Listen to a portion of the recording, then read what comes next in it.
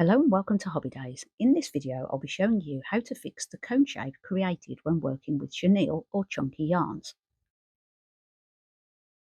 So most amigurumi pieces begin like this. 6 stitches in a magic circle, increase 6 times to make 12, 1 single stitch followed by an increase 6 times to make 18 stitches, and 2 single stitches followed by an increase 6 times to make 24 stitches. However, if you're watching this video, you already know that this can create a cone shape, and no amount of stuffing will make this round. So it's a super simple fix, and it goes like this. Begin by working 8 single stitches in a magic circle, then increase 8 times to create 16 stitches, and then a single stitch followed by an increase, which will give us the 24 stitches required.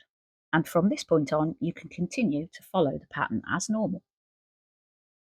I hope you found this video useful. If you have, please like and subscribe to see more, and feel free to leave a comment, and I will see you next time.